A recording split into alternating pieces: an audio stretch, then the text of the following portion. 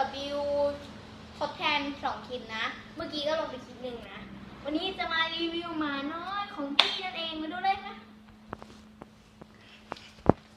รีวิวหมาไม่คันค่ะนี่เลยไม่ทำไมของตัวนี้นี่ตัวนี้ชื่อมะยมส่วนตัวนี้ชื่อมะตูมนะตัวอ้วนๆน่ะตัวอ้วนชื่อมะอันนี้มะยมไหมเฮ้ย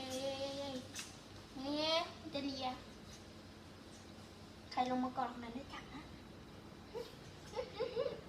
มาเนี่ยมาเร็วมะยมนี่มะยมคนน้อย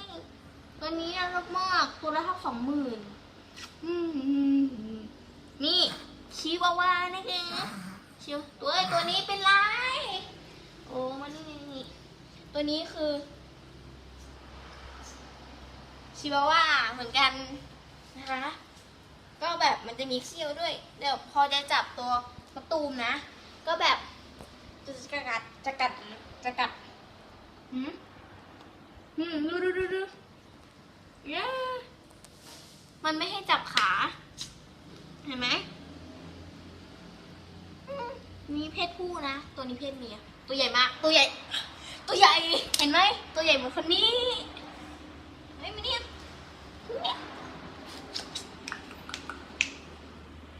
มายมครับมาตูมอ้วนเฮ้ยมันจะค่อมกันค่อมหลังอันนี้มันจะกัด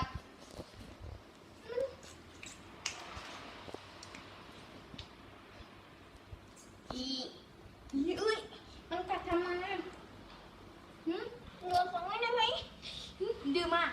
เอาพูดจริงเนี่ยมันจะพูดจะกระจี้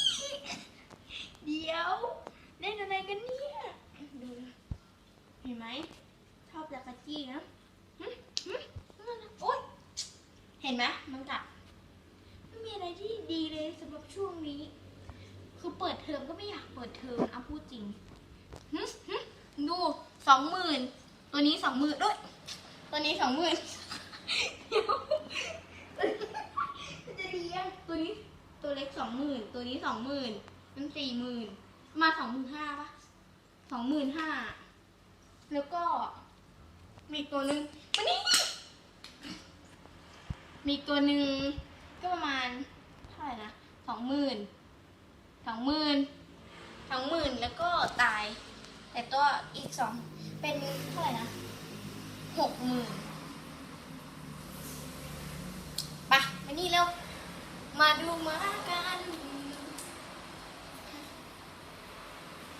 หมามันวิ่งไล่กันแล้ววันนี้จะได้รีวิวหมา